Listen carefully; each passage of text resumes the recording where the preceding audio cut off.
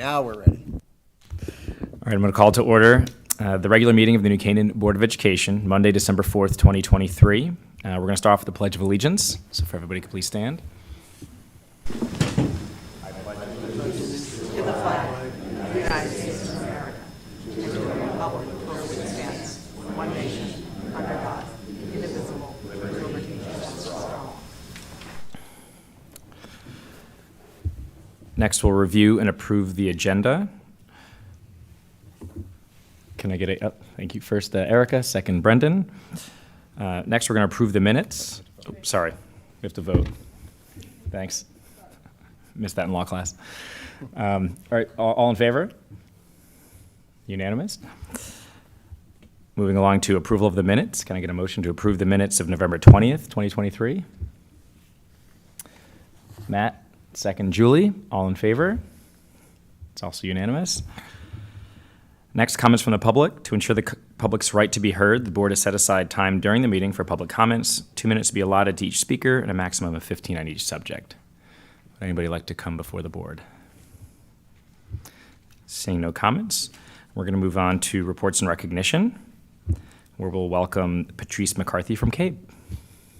Thank you very much. It's a pleasure to be here. And I admit, even though I've been in this room a number of times, I never realized that you honor Mary Lyon in your mural there. Since I'm a high graduate of Hollywood College that Mary Lyon founded, that's a particular delight to me. I bet many of you hadn't thought about Mary Lyon up there watching over you. Maybe Thomas Hooker and Eli Yale and Benjamin Franklin, but probably not Mary Lyon. Well, good evening, and it's that exciting time of the year. Congratulations to the newly elected members of the board. And we now turn our focus to the legislative session. This is what's known as the short legislative session. They will convene on February 7th, and they have to adjourn on May 8th. Now, what happens most years is they try to accomplish, they try to at least consider the same number of issues, regardless of whether it's a 3-month session or a 5-month session. So it's just a faster process. It's not necessarily fewer issues. You have an incredibly important role in advocacy, and I know that you have your legislative breakfast with CES coming up on Friday. I also encourage you throughout the legislative session to look at least every Friday, and more frequently when public hearings get scheduled, we send out an advocacy highlights, and that lets you know what's happening at the legislature. Our State Relations Committee will meet tomorrow and determine our legislative priorities for the upcoming session. So this committee of school board members gives staff direction as to what our affirmative priorities will be. However, we review every piece of legislation in every committee, because there'll be a bill in the Transportation Committee or in the Labor Committee or in the Children's Committee, all of which can impact the delivery of public education. So we review those, we provide testimony on any issue on which the association has taken a position, and then we affirmatively advocate for those priorities that our committee has established for us. Certainly, you as local public elected officials can have a real influence on your legislators because you've been elected by the same constituents that elected them. So making sure that they hear from you and certainly from your superintendent about the impact of individual bills is very important. Because frequently we hear from legislators who will say, well, I didn't know this was going to be a problem. Well, we've told them it's a problem, but they haven't heard from their own constituents that it's going to be a problem or that implementation should be phased in. Very often, for many years, the legislature would adopt a bill in June and require that a local board develop a policy that would be effective on July 1st. Well, as you know, your policy development process doesn't work that way. You have a policy committee, you have 2 readings before the board, and in many cases you want to provide professional development to your staff before you implement the new policy. So it's not a matter of in 2 weeks, you can have a policy in place. We've been fairly successful in recent years in convincing the legislature, give boards a year lead time so that they can do this in a rational manner, so they can educate their community about why they're making this policy change, and also fine-tune the policy to the needs of the community, because we spend a lot of time helping legislators understand that one size doesn't fit all. So the needs of New Canaan and the needs of Union and the needs of Hartford are somewhat different on many issues, and how you would operationalize a certain policy is going to be different depending upon the needs of the community and the size of the district and the resources that the district has. So one of the things the legislature does to help them get ready for the next legislative session is establish task forces. Sometimes task forces are created because they really do want to study an issue, and sometimes task forces are created because the issue is a priority to some legislators, but there's not a consensus to actually address the issue, and so there's a task force established which may or may not ever meet. Now, you may find that surprising, but we have no task force police in the state of Connecticut. So if a task force doesn't meet, unless a legislator raises an issue about that, it doesn't happen. So what I'm going to do tonight is highlight a few of the task forces that have been established, and that gives you a sense of the types of issues that the legislature is likely to be considering in the upcoming session. I should also note that we have a biennial state budget, so we're starting the second year, but that this legislature doesn't need to adopt a budget. They have a budget in place.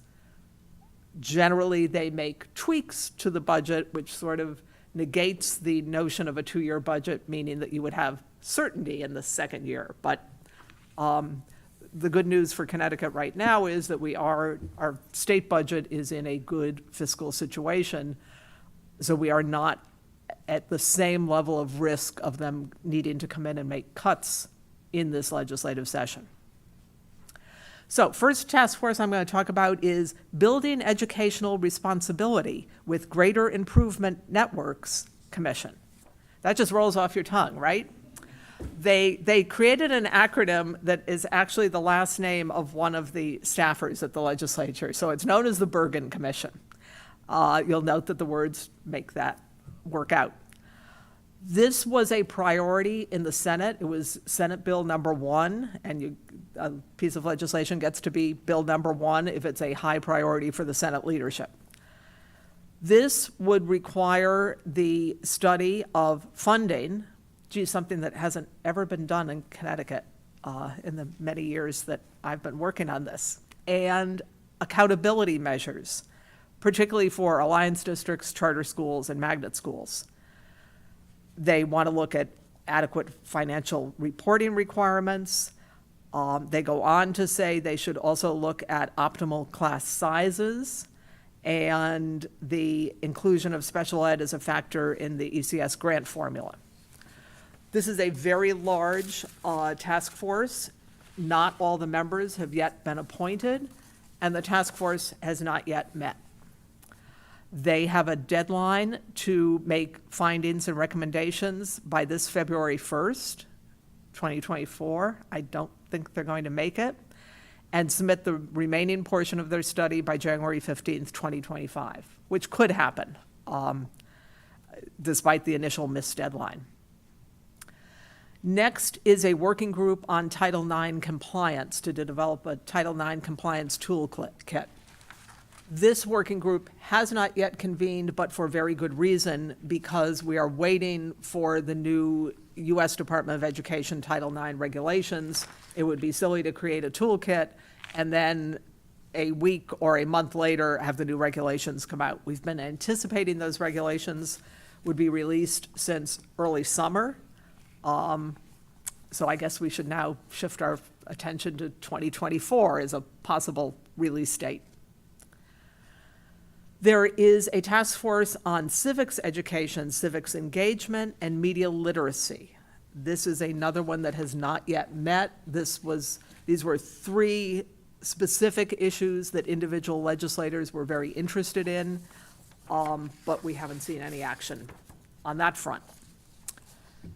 There's a special education task force. Now, this one has been meeting on a regular basis. Fran Rabinowitz, the executive director of CAPS, the Superintendent's Association, and Andy Feinstein, who is an attorney that represents children and families with special needs, are the co-chairs of that group.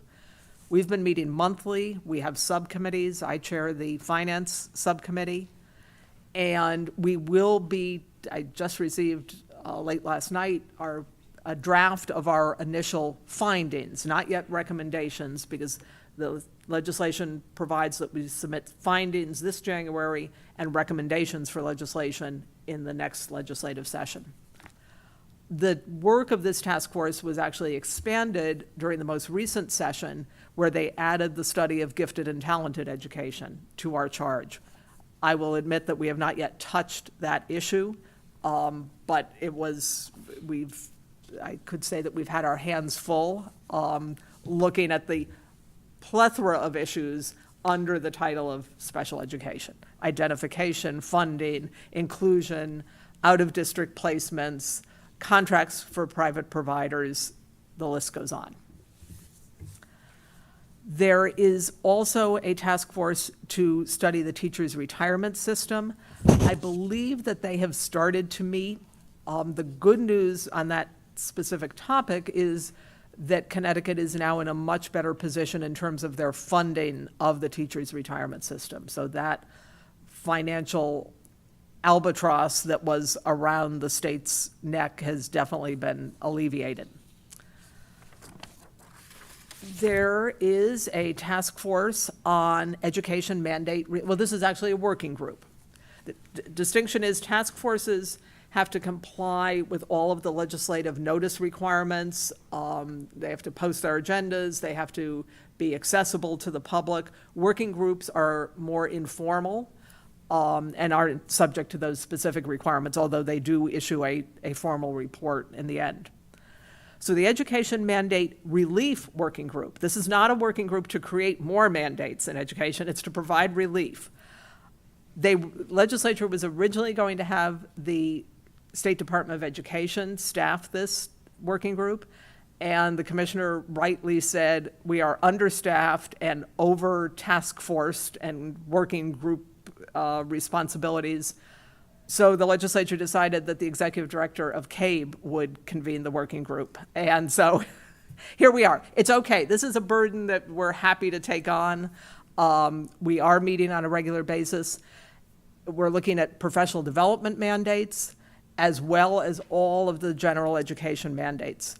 The interesting thing about when people say, well, there are 30 pages of mandates that impact education, that is absolutely true. But some of them are things like there shall be a 180-day school year. We're not going to be on record as saying, gee, we shouldn't have a 180-day school year, because there are some communities, not this one, but there are communities in the state where municipal officials and taxpayers, given the opportunity, might say, well, we could save a lot of money if we had a 150-day school year. We'll renegotiate the contracts, and that's what we'll provide our students. So if we got rid of that mandate, we would exacerbate the inequities that we see around the state. So one of our initial priorities is to encourage the legislature to use a process where, rather than adding a new mandate in a given legislative session because one or more legislators think this is an answer, to provide a process where it would be reviewed by a commission that would look at how does that fit into our existing requirements? Where could we address this issue without creating a new standalone mandate? That would be relief that would go forward, because it's going to be very difficult to eliminate some of the existing mandates. Interestingly enough, 2 legislators have been active participants in each of our committee meetings. Jeff Curry, who is the House chair of the Education Committee, and Kathleen McCarty, who is the ranking member, meaning the minority party leader on the Education Committee, have come to every meeting. So it's been a great learning opportunity for them to really hear firsthand, different from a public hearing where they are inundated with a lot of remarks that they don't have the opportunity to really probe. So one example is they learned through discussion with the members of this working group that their requirement that every district pursue Medicaid reimbursement for their students was actually a financial burden on those districts that had a small number of eligible students. There's a lot of paperwork, and their reaction was, we never intended that. We didn't want anybody to leave money on the table, legitimately so, but we didn't intend that the paperwork, time, record-keeping burden would outweigh the benefit that a district would be receiving. So giving districts the flexibility to be able to say, this doesn't make any sense in our community. We've looked at our student population, we've looked at likely eligibility, and we've looked at the burden, and we would like to make the local decision as to whether this is financially appropriate for us. So I remain cautiously optimistic about that working group, and we have to report by January 1st of 2025 to the legislature. That's their long session, and that's when they tend to do, big bodies of work. There is the indoor air quality working group, and we have our current president of CABE, Leonard Lockhart, who actually has professional experience in the area of heating and cooling and air quality issues, represents us on that. This working group was the alternative to the legislature deciding, which they were very interested in doing, deciding that you should close school if the temperature in the gym reached more than 83 degrees. There was some debate, should it be 81 or 85? They were sort of hovering around 83. Of course, creating a whole chain, particularly for our districts that don't have air conditioning in all of their buildings, creating a chain of challenges, including what if it's 10 in the morning on a beautiful day where no parent is thinking, gee, there might be early dismissal, and suddenly you've got kindergartners and first graders being dropped off at their bus stop. It has also occurred to some of us that we think that kids play outside when it's more than 82 or 83 degrees.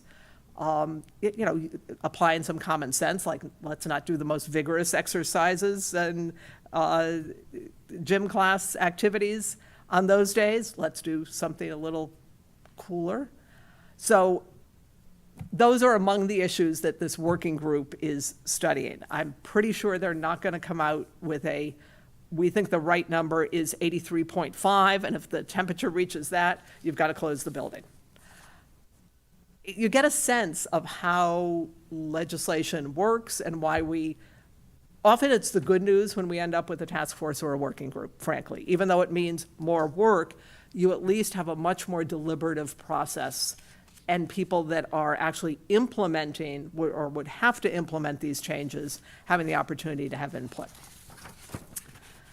There is the Connecticut Educators Certification Council, and we have been meeting, I represent CABE on that, looking at all of the existing certification regulations, which have not been revised since 1998, which means that they are very outdated. There have been piecemeal legislative changes, but Connecticut's regulation review process is very burdensome.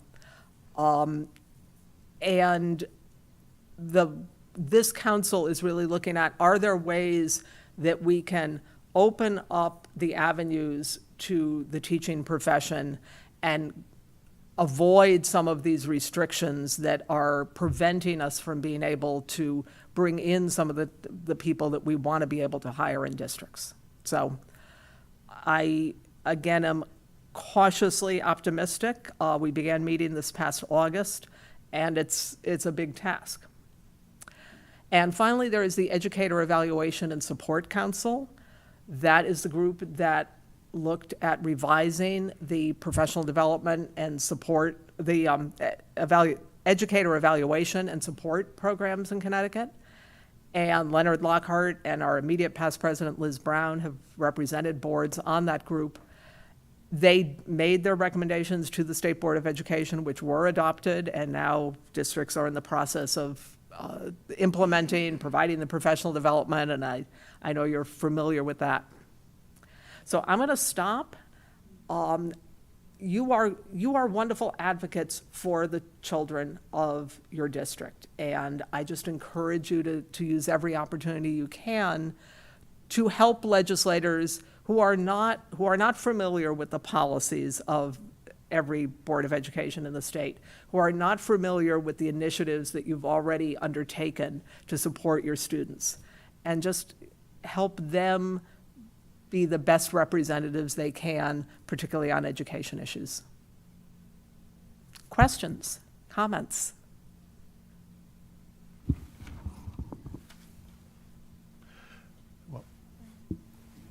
Erica? Thank you for coming. This is really helpful to hear, and I would love to have you continue to come to tell us what's going on, because it's much more accessible having you come to speak to us than it is sometimes when you get something and you're reading it. I was wondering about the Education Mandate Relief Working Group, and you said it's hard once something is in place to take it back. And you spoke also about providing flexibility, because different districts have different needs in terms of both what's happening and how it's implemented. Is the working group going to potentially be able to convert, let's say, some things that are, in a more of a requirement of the how and the when, to something where there is more flexibility? Like, is that the focus of the working group as opposed to elimination? It definitely is. Whether we can I can say it is highly likely that that will be part of our recommendations. I think the fact that we have two key Education Committee legislators who are part of all of our discussions heightens the likelihood of success when we get to the legislature to make these changes, because they were put in place by the legislature, they have to be modified by the legislature. But yes, definitely looking at more flexibility. I'll use professional development as an example. Does every staff member every year have to engage in these same professional development requirements? We've got the blood-borne pathogen thing down, good, I think, right? If there's some new science about it, we should do professional development. But if we all know that you don't touch the bodily fluids, then let's move on to how do we implement a new reading program, or how do we best meet the needs of our kindergarten students? Let's focus on what the district has decided is a priority. So the short answer is yes. Also, in terms of ongoing communication, I am happy to come here any time. Not every meeting, but anytime. But also, we try to offer a webinar at key points during the legislative session. So it'll be a live webinar, but we record it and archive it on our website, so that if you're not able to participate at the moment, and you can always, if you listen to it and you have questions, you can call myself or Sheila McKay, our other lobbyist. So we try to do it right around the time the Education Committee reports out their bills. We do it right around the time that the governor's budget comes out in the beginning of the biennial budget cycle. We do it right before we have our day on the Hill, so that you're really up to date on what the hot issues that week are. And then we do a legislative wrap-up workshop after the session has ended. So there is that ongoing, because I agree, it's very dense when you read some of this, even the summaries of the legislation. Yeah, great. And I had one other question. You mentioned that the task force are helpful because they give us a little bit of runway to know what things might be coming, but that doesn't eliminate the possibility of things just happening. Are there ways to know more about potential legislation that doesn't come through a task force process? Certainly, anytime a bill is proposed, so in the long session, individual legislators can introduce a bill. They can say, I want a bill on mandating no more than 30 minutes of homework for elementary schools. They can have that introduced. The committee then decides whether or not it goes to a hearing. Often we can fairly accurately predict what has legs, what's likely to go forward. But at 11 o'clock on the last night of the legislative session, an issue that you thought was dead, that the legislature was not going to deal with, in order to build a coalition of votes that they need on some perhaps unrelated issue, that single issue might go forward in what's known as an implementer bill. So we have implementer bills that are 600 pages long. There's a lot in there. We're vigilant, but there are wheels of the legislative process that you can't really stop. Thank you. Phil? The Special Education Task Force, can you talk a little bit about what the impetus was for putting gifted and talented kind of under the microscope? It really came from those legislators that think that there are not adequate programs and services for gifted and talented students. Right now, the legislation only requires that they be identified, not that they be served. We also know that the view of many educators has shifted from standalone gifted and talented programs to things that are much more embedded in the educational experience and actually benefit all students, whether or not they have a label of gifted and talented or not. So again, it stems from certain legislators feeling this is an issue that is not currently adequately addressed in legislation.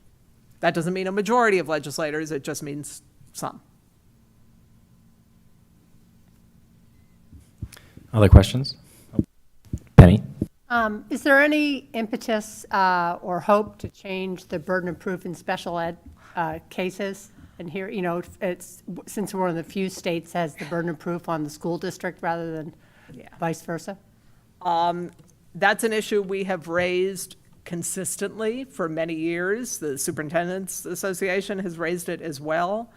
The parent and child advocates are an absolute barrier to that, and it becomes emotionally charged public hearings where it is very hard for legislators to hear the stories of parents of severely impacted students who wouldn't be affected if the burden of proof was changed, because those are not the cases that are sort of the borderline of, does that child really need a residential out-of-district placement? No, the district knows that that is the only place that child can be adequately served. But those emotional stories carry an awful lot of weight with legislators. I think that, I'm just going to jump off that for a quick moment, if that's all right. I think that's an excellent example of the understanding of the issue and the importance to do everything we can to educate the legislators about the decisions that they're making and what they're proposing. There have been, and just because we're talking special ed, just to follow that a little bit, there have been some recent changes in the legislation around special education, ages of eligibility and things that, while certainly well-intentioned, I think it goes to your point earlier about implementation timelines. Yeah. For instance, the increasing the age of eligibility from when students turn 22 to the end of the school year in which they turn 22. Well-intentioned, and we're very glad to help those students and families for as long as we can, but we only had a month or so to plan for that. We weren't able to budget for that. And other changes, we can go down the list quite a bit. Along with the burden of proof, and I absolutely agree with what you're saying, that those that with most significant need would absolutely not be impacted by a changing of the burden of proof. Another example is now in a hearing, the school district is the first to present its case, where it used to be, again, the moving party would be the first to present its case, which shifts burden of costs again to the school district, because we can prepare the case and be ready to go, and when the family sees the pre-work that's done, they can decide not to go to that hearing and take a different route and go back to mediation. So the challenges continue to mount for districts. I think it is something that is truly challenging in this part of the state around those, the settlements and the, those costs, and as they continue to escalate. I'm wondering, I've got lots of questions, of course, I've known Patrice a very long time, and I'm glad that you're here. The one question is, with that task force that you're working through. Are you looking at anything else around the settlements and the process, and how, when families and the school might not agree on something, how they can reach an agreement to move forward on behalf of the child in a way that, benefits the child first, but is respectful of everyone in the process? And then it'd be interesting if you have the numbers, and if you don't, it's okay, but the numbers, the pieces of legislation that were proposed in the last session, and then what was approved, I know that it's just a striking number. I don't want to quote it because I don't remember exactly what it was, but it was hard to even conceive of that amount, that much interest in changing the education system in a state that's considered one of the best in the country. There were about 300 pieces of legislation that were proposed that would have impacted public education. So, when you look at the final number that were adopted, it's obviously much smaller, but some of those became what are known as aircraft carriers. They combined a number of those initial proposals into one bill. So, but certainly it didn't, the resulting legislation did not deal with 300 education issues, but those were all things that someone had an idea about. And it may be because their neighbor said, this is an issue and for my child. And that's why your role of helping legislators understand what's impacting all children and what the priorities for helping all children should be. In terms of the mediation process, we haven't delved into that yet, but it is on our agenda for future study.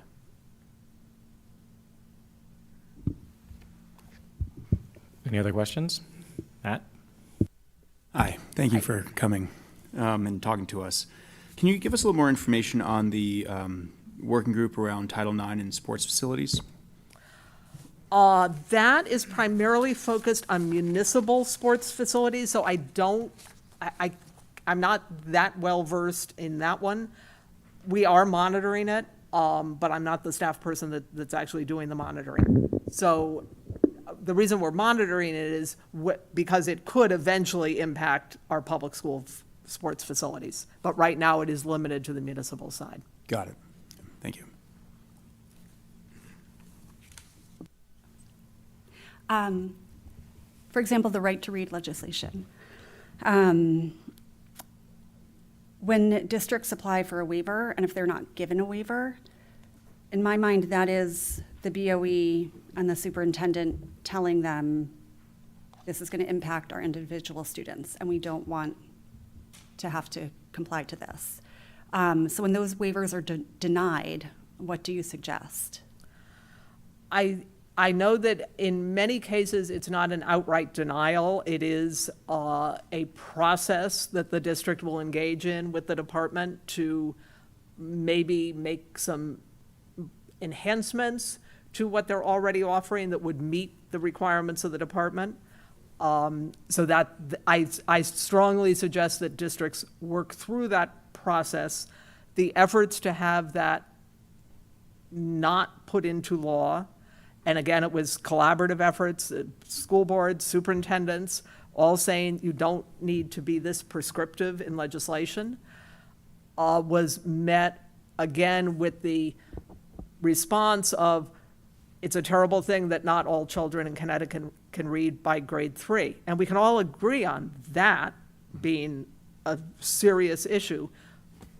But we couldn't agree that the answer was that every district had, even the most successful districts, would have to adopt or have approved their reading curriculum. So I was going to mention it at the end of the meeting when we have our announcements and future business, but it just seems appropriate now. So districts were notified on Friday. Our notification came through at about 8:30 p.m. Friday night. Again, not to rehash the whole process, I think you're aware of sort of how it all gone. The long and short of it is all districts throughout, no district that I know of in our region was approved. We've received something that they're calling to get the language exactly right, a transitional waiver, which says some of what we do met their approval, and others, they're asking us to replace what we're doing with one of the 8 programs that they have approved. We don't expect or intend for the conversation to stop there, as neither do any of my colleagues throughout the region. On Friday night, I was on with the superintendent in Ridgefield, Wilton, Darien, Westport, and the 5 of us were talking a bit about next steps and what we'd be doing. So we'll continue the conversation. Of course, Dr. Correnti and I have been working very closely on this, as have others within the district. But it's, although somewhat anticipated, it's still disappointing and somewhat surprising, given the data that we have that shows the success of the program that we've been delivering, I think, incredibly well for our students over a long period of time. From what we can suss from the documentation at this point, they're saying that we're not approved because we're not using a third-party program that provides third-party data around the results.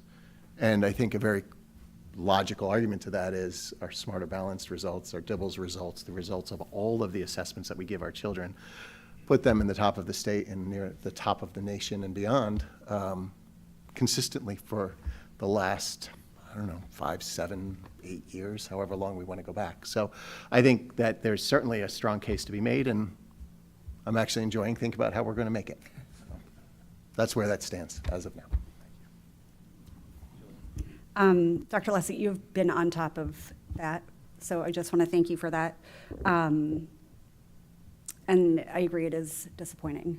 But I think we have faith in you and trust you. The conversation continues. Yeah. Thank you. Anybody else? Well, Yep, Penny? I guess one of the changes that I've noticed is that it seemed to me that the legislature before really was setting standards, good standards, and then leaving it up to the districts to try and figure out how to get there. And some stuff like this right to read legislation and little things like prescribing how long teachers have to get at lunch, which actually has taken away instructional time, in our school district, and Dr. Lutzy can tell you how.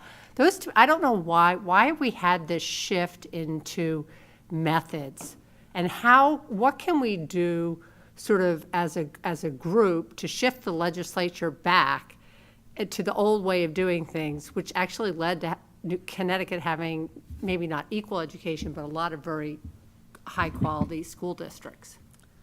See, I guess I think about the fact that I'm not sure there was a better day. I think about the legislature wanting to mandate how many minutes of homework you could have at each grade level. And we convinced them that if that was such an important issue, then why don't you say that every district have a policy about homework? So that your policy can say, homework is at the discretion of the classroom teacher. Or you can put some parameters around what you think is appropriate on an average basis at elementary, middle, and high school. So I think the legislature, it is not that unlike local board members. You get elected, a constituent comes to you, they have a problem. In your heart, you want to take care of the problem. But because you've had professional development, that you as one individual can't do that. That you can bring the issue to the board, you can have a discussion with the administration about, well, what are we already doing about this issue? Maybe it's not really an issue, maybe the constituent didn't understand what the process or procedure is to raise a concern. The legislature is behaves a little differently. I think I'll just leave it at that. If they've got an idea, they hold pretty fast to that idea about a problem that needs to be fixed. And in their world, the fixing is legislation. Rather than, in your world, it would be administration, can you report back to us about what you're doing on this? In the legislature, they would have to say, well, State Department of Education report back, Office of Policy and Management report back, DEMAS report back. It is a different structure, I guess. It's my Can I best answer. follow up on that as well, if you don't mind? So a question for you around that a little bit, because I do think that much of the legislation, if not all of it, is well-intended. I do, including even the right to read legislation, I think is well-intended. But as in all things, sort of the devil's in the details, right? And as I often say, a good idea poorly implemented is a bad idea. So can you just speak briefly to sort of how things go from sort of the final signing by the legislature to that implementation? I believe the SDE is involved, but. Yeah, the right to read legislation is a perfect example because that was assigned to the department in terms of implementation within the parameters of the legislation. So they needed to establish a process.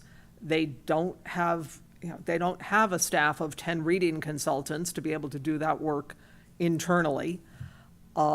So they then have to prioritize working on that because the legislature has said, you've got to do this and you've got to do it by this deadline, versus working on some of the other elements of their strategic plan that they viewed as higher priorities.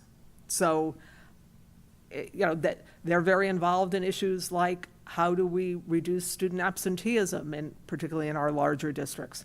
How do we support a more diverse educator workforce and address many of our shortage areas? Those were things that the department and the state board had said, these are our priorities. They did not necessarily say setting up a mechanism to review, consider, approve, modify, recommend modifications to every district's reading program would be their priority for the year. So I think you hit on a little bit there with so as a result of that, then we're looking for external companies or otherwise to help out in order to meet those goals. And then the interpretation of the language, so the language includes a waiver, then it's left to the State Department of Ed to decide what that process looks like, how detailed it will be, a rubric for approval or disapproval, all of those other pieces, because none of that specificity is not coming from the legislature. Exactly. That's coming from the State Department of Ed. And I imagine, is that approved by their board prior to It is. the It implementation did go to itself? the state board for approval, yes. And then feedback would go to that State Board of Education, for instance, if there are questions or follow-up or other pieces to it? Yeah. Thank you. Any other questions? Patrice, thank you so much for coming down. Thank you so Really much for appreciate it. inviting me, and I wish you a productive meeting and a lovely holiday season. Thanks. Thanks. Thank you, Patrice. Great to see you.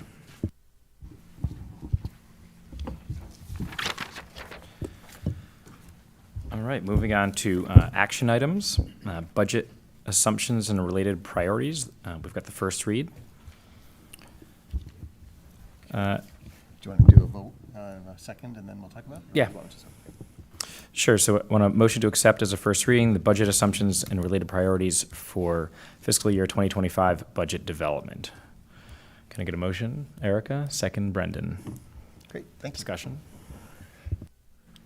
So I shared these earlier, and you'll see there's draft right across. As a quick reminder, what we do each year as we begin our budget development is take a look back at our district goals and develop our budget assumptions and related priorities in order to really make explicit the connections and through lines between our use of resources and our district goals. And of course, it's not limited to that, but it does help us to remain focused on those, the aspirational goals that we have for our district. So you'll see that it is broken down into the 5 overarching goals, similar to our district goals. But then you'll also see some more specificity of language and some belief statements that are woven in here. And those are some of those assumptions that we make. And maybe assumptions isn't a great word, but we make them based on years of professional experience, the outcomes that we've seen, and the directionality of our district over a long period of time. So as we look, for instance, in Goal 1, an assumption is that preparing all students to excel requires a sustained focus on an investment in curriculum, instruction, and assessment. And then we look at what those related priorities are flowing from that assumption of the importance of that sustained investment. Same about, excellence. It's not, you don't arrive there. It's a continual process and ongoing learning and development. And we can go through, and take a look at some of those different examples that are there. We do this in 2 readings because it is dense. There's a lot of information here.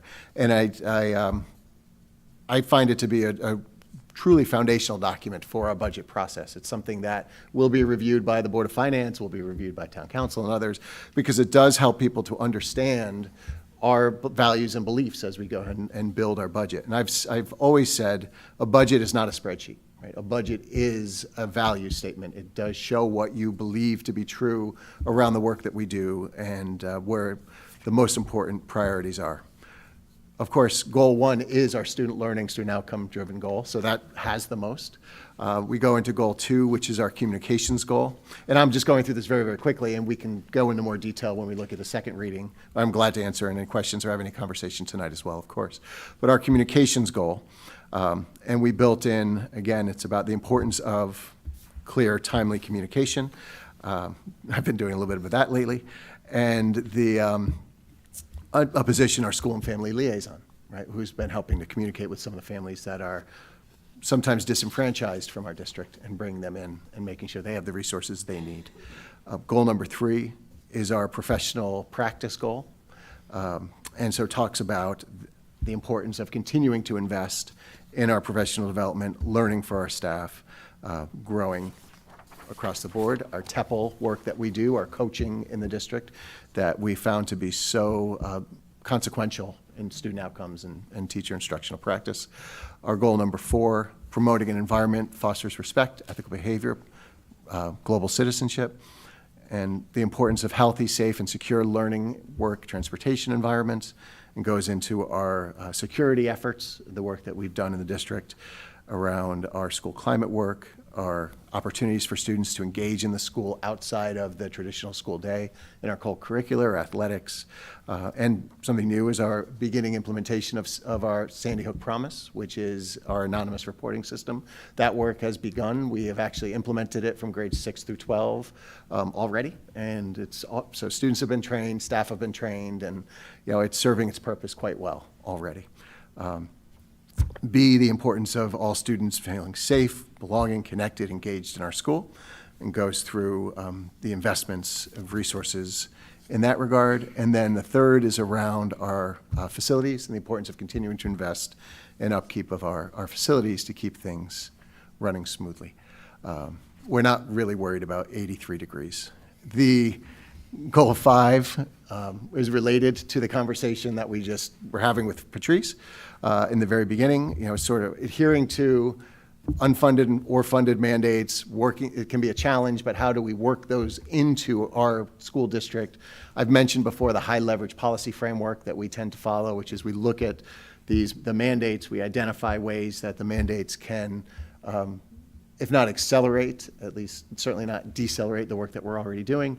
We find ways to integrate those things in. So that's when Patrice talks about the Mandate Relief Committee. That's going to be a real challenge, right? Because, as I said, that most of the mandates, if not all of them, are well-intentioned. It's the implementation that often is the bigger issue. But we don't allow that to get in our way of doing the work that we need to do. So if all of a sudden they start to say, you don't need to use green cleaning products anymore, just as a silly example, but we're still going to use green cleaning products because it's the right thing to do. So that makes it a challenge to try to unwind these things that have been integrated into the work we're doing. I wish her well. Would love to try to help. But you can see right at the top some of the most recent legislation that we've been working. And a good example of that, again, is the kindergarten legislation. So we've stayed true to the requirements of the legislation. Parents can notify the principals, some kind of an assessment with the child, and then the decision.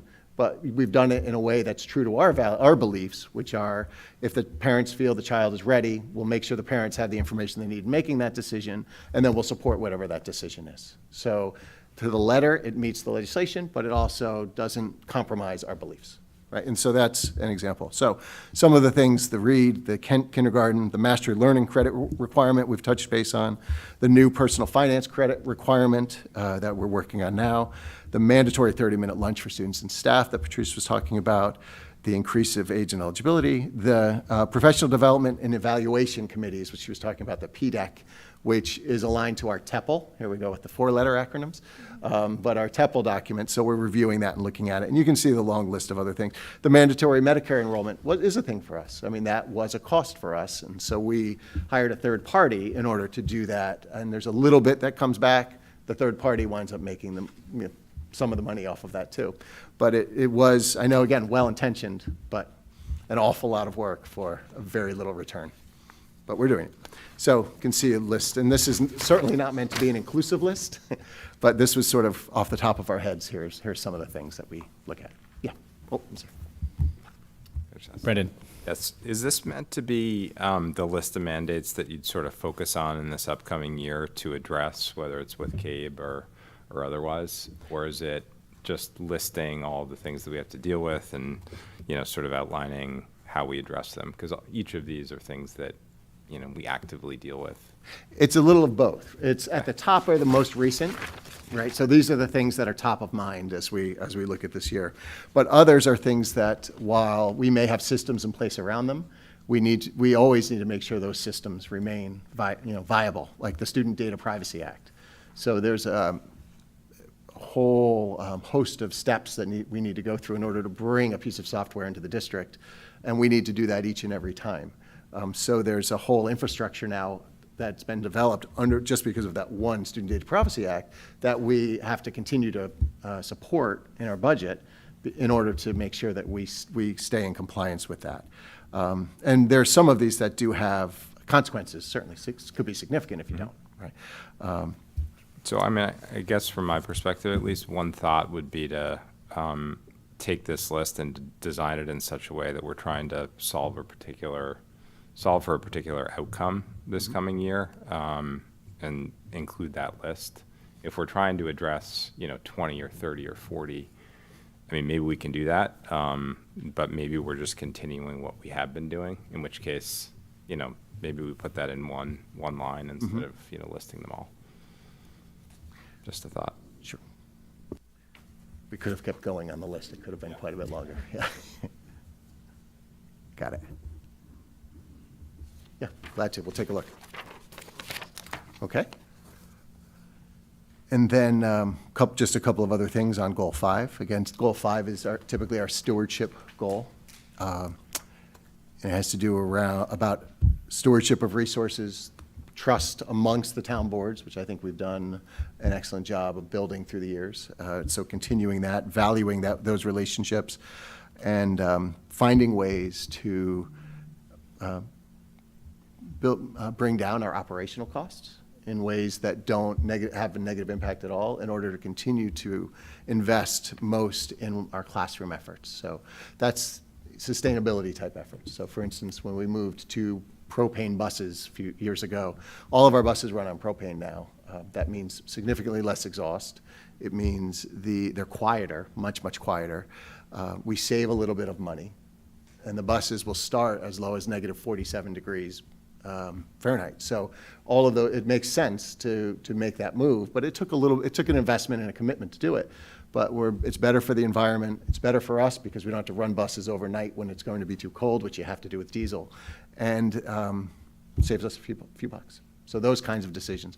Same can go with solar, same with the CHP, the natural gas that we have in most of our buildings, and the propane that we're running over to West, things like that. And again, we mentioned briefly about the LED lights, just that switch, doing it in our buildings across the board saves about $250,000 a year.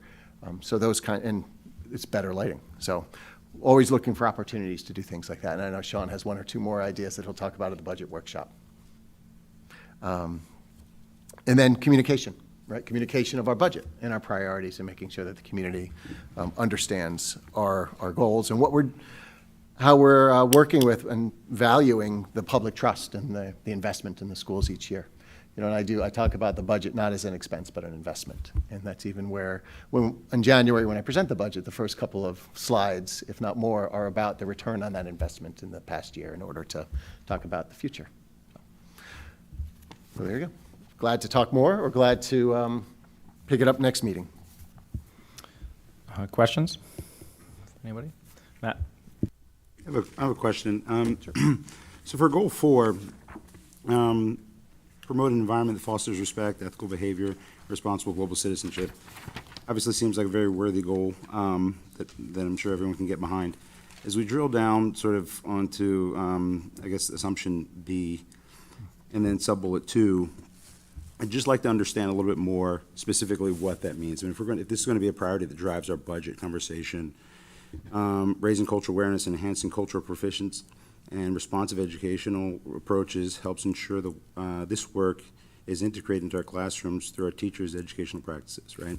So, I mean, going forward, I guess if we're going to sort of, if this is going to be a priority that drives our budget, I mean, I can infer what this means, but again, I would come with my own bias.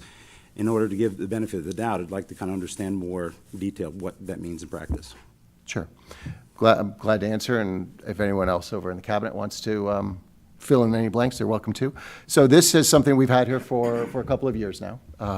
And the idea or the focus here is around our teachers as they are teaching different units across the board. So again, we're thinking K-12. So they have an understanding of the different contributions that folks across the board have made to our country, to the world, to different things, understanding the students that are in front of them and valuing students that come from all over the world, making sure that our teachers have a global mindset as they're here, so that as the students come, we've got, I think, 60 some odd languages now reflected in our district. And so it's helping all the teachers to have the background and training that required in order to have that kind of global awareness, global understanding. It's so that they, as they're teaching each one of the students in front of them, it helps them to be more culturally aware. It's also, our social studies program, the curriculum that we provide is inclusive across the board, so it's being sure that regardless of where teachers come to us from, that we're all sort of approaching those units with a commonality of background and basis as we're going through and from elementary school, on up as we do it. So it's, I'm sorry, did I cut someone off? Oh. Nope. So it's really, beyond just sort of teaching that or taking that approach with the teachers, it's professional development, as it mentions here, so bring an outside group to sort of help raise that cultural awareness, right? I mean, it's not always an outside group. I mean, it's really, we do an awful lot of work internally with our curriculum specialists and others. It can be our social studies coordinator who's meeting with a group of elementary teachers to talk about a unit that she's developed around something.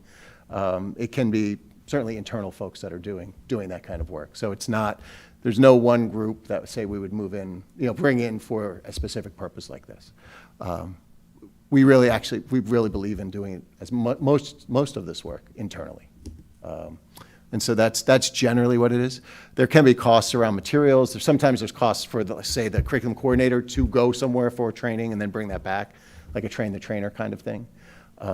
But it's just making sure that we have that global mindset in our classrooms from the teacher's perspective so that it's translated into their practice in the classroom. understood. Other questions?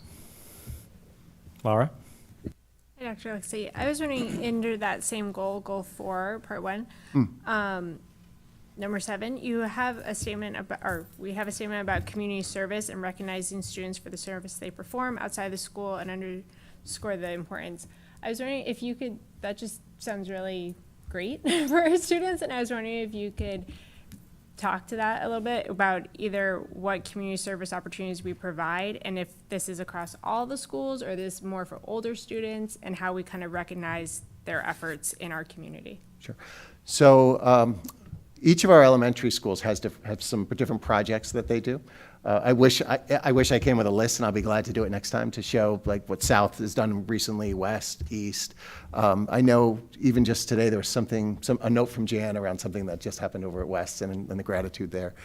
It can also be smaller things like in the Halloween parade, South went over to Waveney Care, and the K1 kids marched through for that, and that was a powerful moment. But the recognition is more high school oriented. And some of the community service groups that we have, like some of the student leadership groups and the other groups where community service is embedded. We have SLOBs is another one. where that's really their focus, is doing service for the community. And last I heard, we had over 80 students that were doing that regularly, things like that. So I'd be glad to get more specific information for you, but while it's not necessarily a formal thing, we don't have a community service requirement. Just that we've got many clubs and activities that really are focused on service, and something for us to be proud of. And we do try to recognize those, and I know that Principal Egan does here at the high school, and I'm sure Dave does something over at Saks too, so I'll be glad to get it for you. Sorry, just one more follow-up question. Going down to the second part, B, just in that first part, it talks about the Board of Education and other stakeholders having informed by research to develop a district-wide statement supporting the goals. Is that our district goals, or is there an additional statement that we've crafted that reflects that? Or like, I'm just wondering kind of about, is there an actual statement to read? There's not. Okay. There's not at this point, so it does sort of reflects back, I think, to both the goals and perhaps to the work we've been doing in the vision of the graduate. Okay. And sort of this idea of, students and cooperation and collaboration and communication and those pieces. So I think the board will have to take a look at that and make some decisions once we have that finalized. Okay, great. Any other questions? Okay, so we'll have the second reading in the next meeting. Perfect. Thank you. All right, thank you. So moving on to the 2025-2026 district calendar as a first read. I'd like to, any motion to accept as a first reading the 2025-2026 school district calendar? Matt Campbell, second Laura Kelly. Discussion? Okay. I will get us started, and glad to go into any detail that you'd like. Again, we do 2 readings of our calendars because it is good to sit with this for a little while. We'll put it on our website. People are welcome to take a look, and provide any feedback that they'd like. The 25-26 school year looks to be an interesting one, and I'll share why in a couple of ways. First of all, if you look at August and the start, we're looking to go back to the first day of school being on a Thursday. Although I think this is a point for some discussion for the board in this specific year for a couple of reasons. The reason why it works so well, and I had mentioned this earlier, was our new teacher orientation occurs just before the start of the school year. And we've gone from 4 days of that to 3. And we've gotten feedback from our new teachers, as you know, we've been visiting with them, that they really wish they had at least another day to really get their hands into the curriculum, to spend some time really sort of going, especially our elementary teachers who teach everything, getting a chance to speak with our curriculum coordinators, look at the curriculum, sort of really plan out those first couple of days, if not beyond. And the 3 days that we have now is really just, it's very intense. And they all said it was very successful 3 days. But it's intense. There's a lot of information there that they need just to walk through the classroom on the first day. They want more time to do some of that work. So that's one reason. The other is because of the administrative retreat similarly had been reduced to 2 days, and it always had been 3. And we feel like that third day, again, there is important. When we look back, I look back at calendars 15, 16, 17, 18, they generally had us starting on the Thursday, except the year of the regional calendar where we had to move it to a Wednesday. But it had always been Thursday as well. Because then we have convocation on the Monday, and then Tuesday and Wednesday are professional development days, and then the kids come back. Now, with that, I'm going to say, put that aside for a minute. Let's talk about some of the other quirks of this specific year, and we can have that conversation, if you like, around what makes sense, or just think about it. We can pick it up later. Quirks of this year are, you get into September, and both Labor Day and Rosh Hashanah are days off in September, so it brings that down to 20 days. You get into October, and you have both Yom Kippur, and then you have Columbus Day, Indigenous Peoples Day on the 13th, so it brings October down to 21 days. When you get into November, we do Election Day on the 4th, and then the half day on Wednesday, and that gives us the 17 days. And then you get into December, we would do a half day on Christmas, on 23rd, and then 24th, we would start the vacation on Christmas Eve. And then if you keep going through, you see that January 2nd is a Friday. And putting this together, I just couldn't in good conscience have a school day knowing nobody would come. It just didn't work. So putting that day in brings January, that with Martin Luther King brings us down to 19 days. In February, we typically, as you know, have the week of President's day and then the week afterwards. And we do our professional learning day on the 13th, because in policy, it says where practicable, that we should have 2 week-long vacations between January and June, and the Friday preceding the week-long vacation should be a day off for families, with a travel day, which is, again, a nice thing to have. So we use that as a professional learning day. March is solid on 22 days, and then in April, Good Friday is the 3rd, so Easter's the 5th, and the second of the 2 week-long breaks would be the following week, which I know many families travel on Easter, so I like having the week off, spring break when it can, to line up that way. It doesn't always work out, but when it can. You go to Memorial Day in May, so now with all of those days and the shortened months here and there, it brings us as our last day to June 18th. Because we also have another policy here that says, under typical circumstances, the school year should not exceed beyond the 3rd full week in June. And as you can see, Monday is June 1st, so it's the shortest possible June as well. So there's different things that are sort of conspiring against us here for that start date. And if, the board felt that we'd want to move that back to, say, the Wednesday or even the Tuesday, I think it could be, we'll make it work. But I wanted to have an opportunity to talk about the why we wanted to see about moving it back, because in looking to do the same thing in the 24-25 calendar, which I know we'll talk about next. But that was sort of the logic going into building the calendar. It works very well, but that squeeze at the end where we just have the one day for a snow day. And then, so if we were to do this and we had more than that, there's a couple of different levers the board in the past has pulled. One is to reduce the school year. So as Patrice said, there's 180 minimum days in the school year in Connecticut. We actually schedule for 182. We don't like shortening that. Of course, we do more days because it's better for kids. It's also challenging in the labor arena, because now you're figuring out who's working, who's not working, how does that all work? But we've done it in the past, and we figure it all out. So that's one option. The other option is to reduce the number of days in the April break, and we would start on the Friday and work back if we had to. So you could work that way. And then the third option would be to go beyond the 3rd week in June, because policy says under normal circumstances, we could say because of the situation and the way this calendar sets up, it's just not a normal year. And I think that's a fair argument, giving. There'll be some nice breaks in this calendar. When you look at the holiday break, you have 2 complete weekends there, which is going to be a nice break for families and staff, but and superintendents. But the squeeze at the end is something we just have to be aware of and think about. So. Thanks, Dr. Alexie. So the suggestion, or one of the first opportunities would be to move to the Wednesday start date. Would that move the convocation to the 22nd, the Friday before? It would, which is what we did this year. I don't love it, because it is, convocation's a day to come back and reconnect, and we do some professional learning, and to have it and then a weekend for staff is a little tricky. But if that's a concession to make, given the challenges of the calendar, it worked just fine this year. Would your preference be to move it to the 26th for the starting of the school year, and then 21st for the convocation, so they have another day? Is that what I'm hearing? Or is that, I'm just trying to think of the teachers and.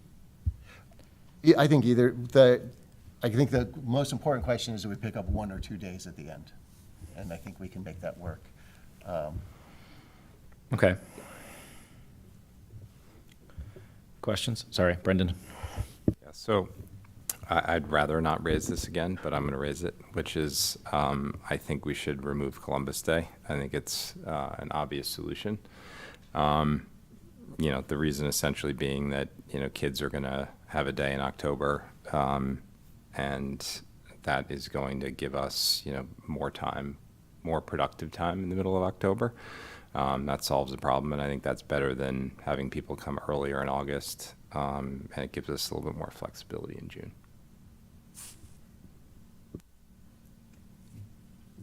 Penny? I would just say, looking at this calendar is, I think it's too tight. It only has 1 snow day. I don't think I've ever approved a calendar that only had 1 snow day.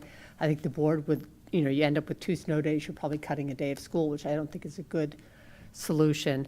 And it's so funny, because I really think that it was this kind of calendar that led the prior board to not have Columbus Day. as a day off. Just because you don't want to push you don't want to push the teachers to come in on the 21st, and you don't want to push the day of school back. So I mean, I would, look, I'm not trying to start a big discussion here, but this is exactly the type of calendar that led us to take Columbus Day, Indigenous Peoples' Day out as a holiday originally, because you don't want to put people in this community do not want their kids in school after the 19th, and they really like the beginning, like more days in August too. So I don't know if it's something that people are willing to consider or not, but I think it is a helpful solution. Julie? Have we ever, I know that some people like the extra travel day in February, but I do hear a lot of complaints about it as well. Have we ever considered making that a half day or have school that day? Because I know a lot of people don't travel for sports and other reasons. I think we may have done that one year. It was tricky because it was a half day of school and then the professional development time in the afternoon. And for probably more complex reasons than I can explain, it was tricky around contracts and different things. But that aside, generally, other than that one time that I remember, I don't believe we have, just given the policy that asks for us to do that on the Friday. I haven't heard that feedback otherwise. So. Just that one time we had.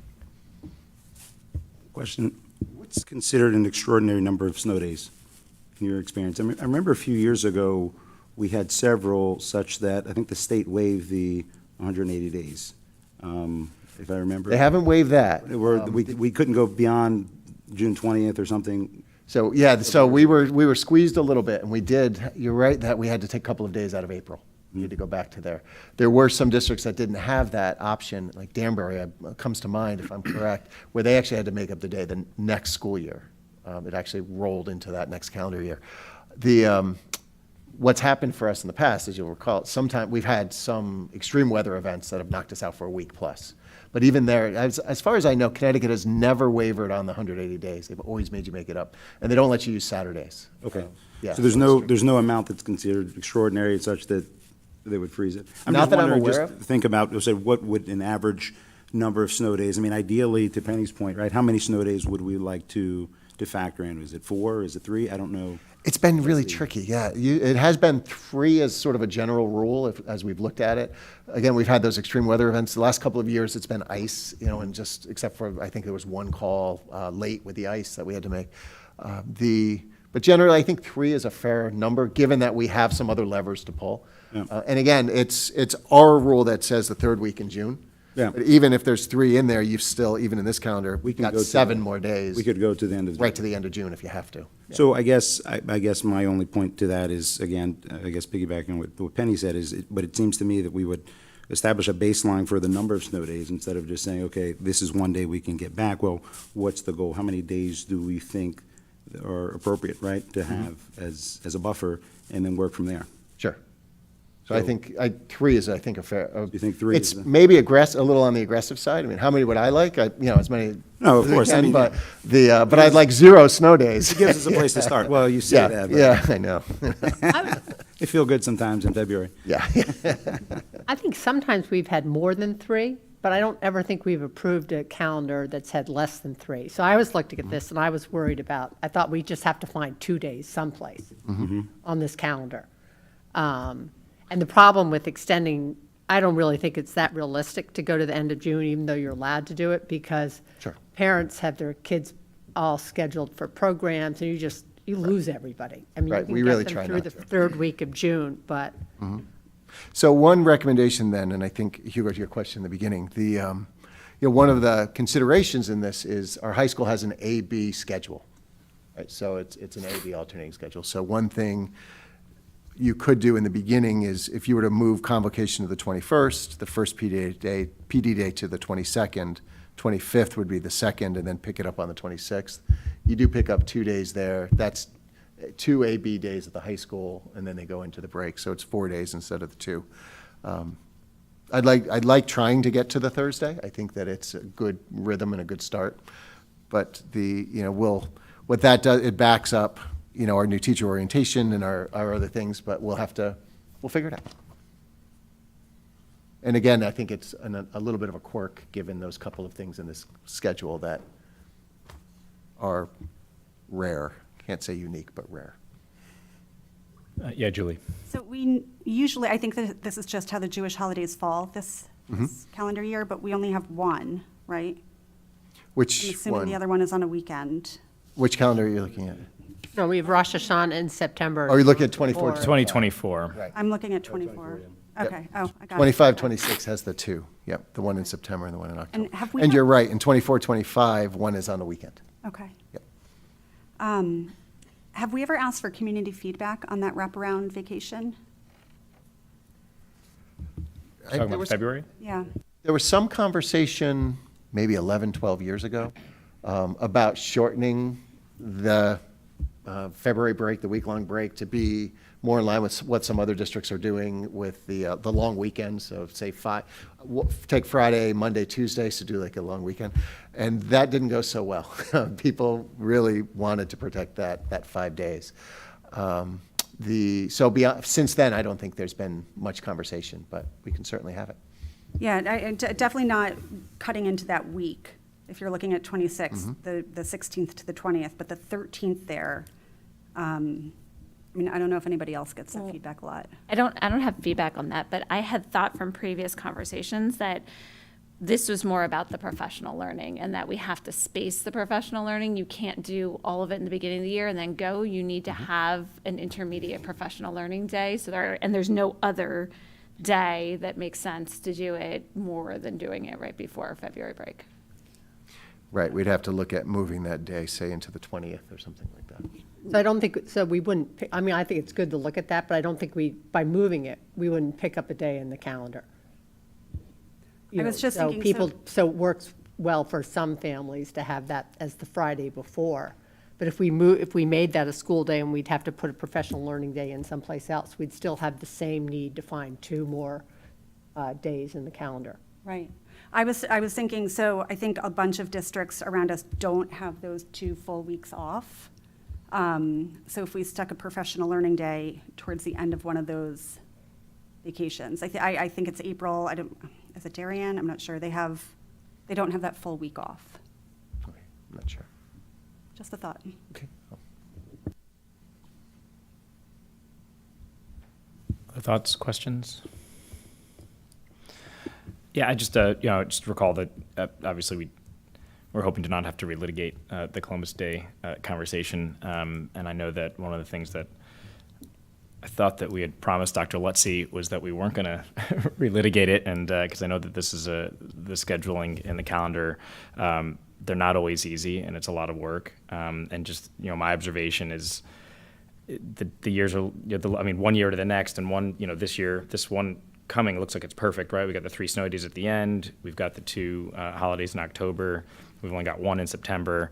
And I think one of the concerns is like so many days off in October, but even that next year we only have 2, which is inclusive of Columbus and Indigenous Peoples Day. I know that my experience this year in town is a lot of parents were confused and they thought that we had passed the Columbus Day holiday for this year. And we're actually not thrilled to find out that it was only for next year. And I don't think that they'll be thrilled to find out that we'll have it next year and then not the following. So I think, Dr. Lutzy, to your point, which is kind of how I thought we had left it, even though we didn't all agree on it, was we're going to put that back in after a decade of not having it and figure out where to change around the fringes where we need to and when we need to. It is a national holiday, and I think it's important to keep it. That's just my perspective, at least on this. But I think that we have another 2 weeks to really think through it and take this home and figure out what everybody's priorities are and how we make it work for you. Perfect. Thank you.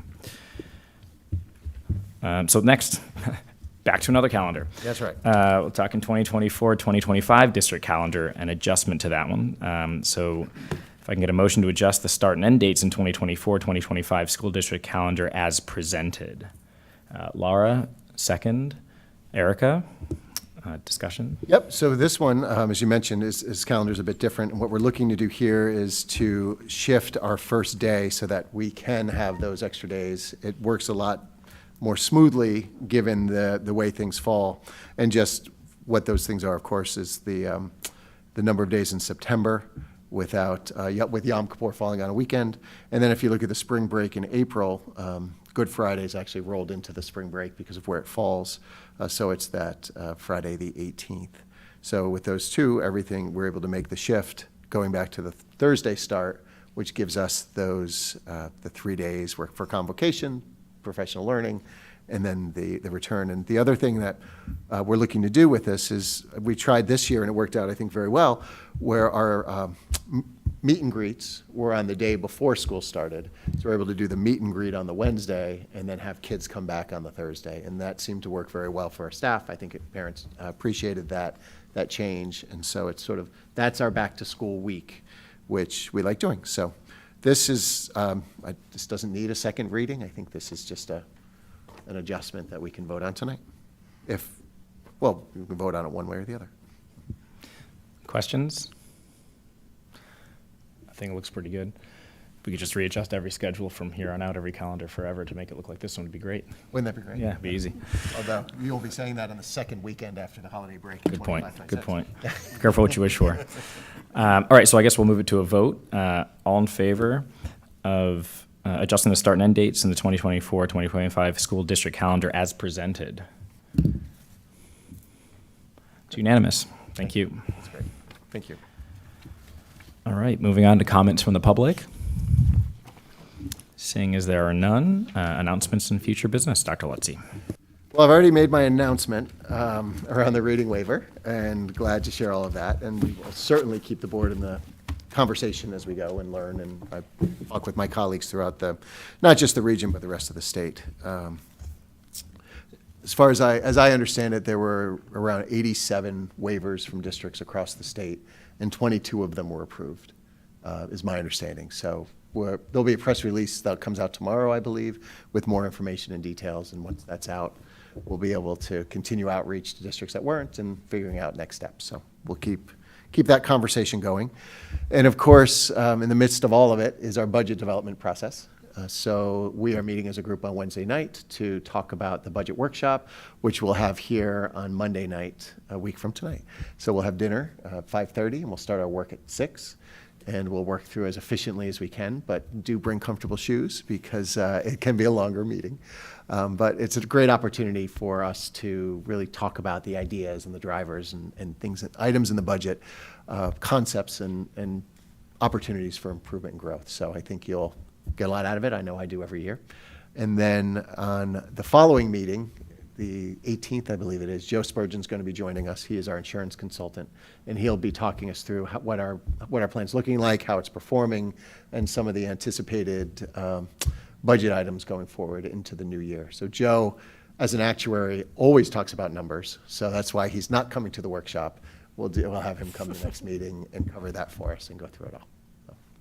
And then in January, we do the budget itself. So this is an interesting time to be working our way through a reading waiver when we're building our budget for the next fiscal year, but that's okay. Unlike the State Department, we're in good shape and getting all of our work done. Thank you so much, Dr. Lutzy. All right. So now I'm going to move to adjourn to executive session for the purpose of discussing security matters. Can I get a motion? Brendan, second. Penny. And I guess we adjourn. Oh, we have to vote on that. All those in favor of adjourning to executive session? To executive session, correct. Thank you.